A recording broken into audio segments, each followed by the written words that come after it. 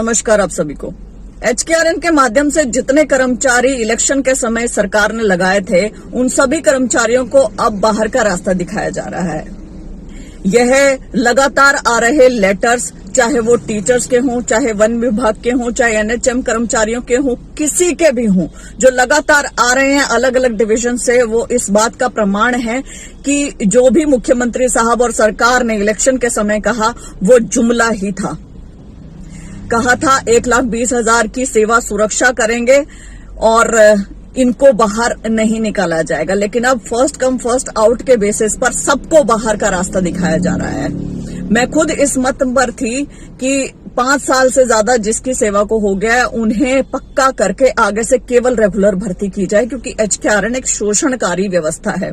लेकिन इस सरकार क्या कर रही है, जिसके 5 साल होने वाले हैं उनको सबसे पहले बाहर का रास्ता दिखा रही है, क्योंकि अगर उनके 5 साल हो गए तो पक्के करने पड़ जाएंगे, तनख्वाह देनी पड़ जाएगी 58 साल तक। अब तो क्या है कि नंबर दिखाने हैं ना, कितने जनों को नौकरी दे दी, तो नए नयों को देते जाओ, उनको 6-8 महीने या साल भर बाद निकालते जाओ। ये इनका सारा प्लान लग रहा है। अब मैं आपको एक पत्र पढ़ के सुनाना चाहूंगी जो एक कर्मचारी ने, दुखी कर्मचारी ने भेजा है। नमस्ते मैम जी, मैं आपको अवगत कराना चाहता हूं कि मैं इंदौरा बीज संग्रह डिवीजन पिंजौर पंचकुला वन विभाग में पिछले 4 साल से कंप्यूटर ऑपरेटर के पद पर कार्यरत था, परंतु कल दिनांक 31/3/2025, आई एम सॉरी मैं लेट ये पत्र पढ़ रही हूँ, को मुझे और मेरे और भी साथी को फर्स्ट कम फर्स्ट आउट का हवाला देकर कार्यभार से मुक्त कर दिया। मैं ये पत्र इसलिए पढ़ रही हूँ ताकि आपको पता चले, आप समझें इन बच्चों का पेन, इन लोगों का पेन। एक तरफ सरकार ने इलेक्शन के समय अपनी वोट बैंक को बढ़ाने के लिए अपने मैनिफेस्टो में ये तक कहा था कि हमने हरियाणा कौशल रोजगार निगम के माध्यम से 1,20,000 नौकरी दी है, और अब विधानसभा सत्र में ये तक कहा कि हमने 58 साल तक की जॉब सिक्योरिटी भी देंगे और किसी भी कर्मचारी को नहीं हटाया जाएगा। लेकिन आज दुख के साथ कहना पड़ रहा है कि मेरी डिवीजन के अलावा बहुत से डिवीजन जैसे पिंजौर, जींद, भिवानी, करनाल, पानीपत, गुरुग्राम, नूह, रोहतक, फतेहाबाद, सिरसा डिवीजन से लगभग 150 की संख्या में कर्मचारियों को कार्यभार से मुक्त कर दिया गया है।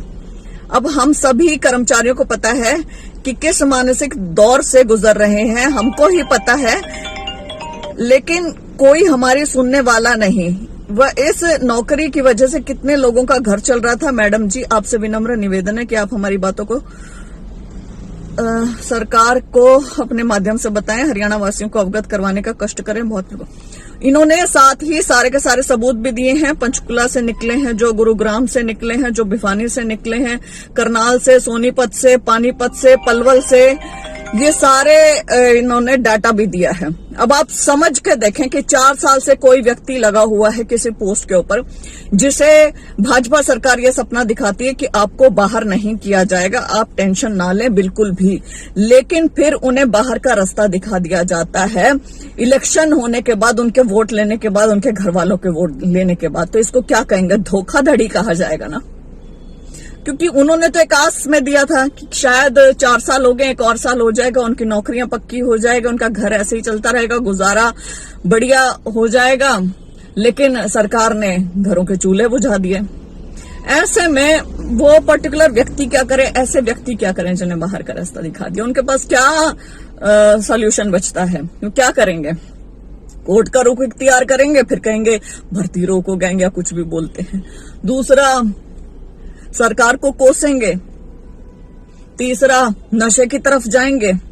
ये डंकी की तरफ जा रहे थे, क्यों जा रहे थे, इसलिए तो जा रहे थे। सरकार को सोचना होगा कि इतनी बड़ी ह्यूमैनिटेरियन क्राइसिस वो जो लाने की तरफ बढ़ रहे हैं, उसमें उन्हें रुकना चाहिए।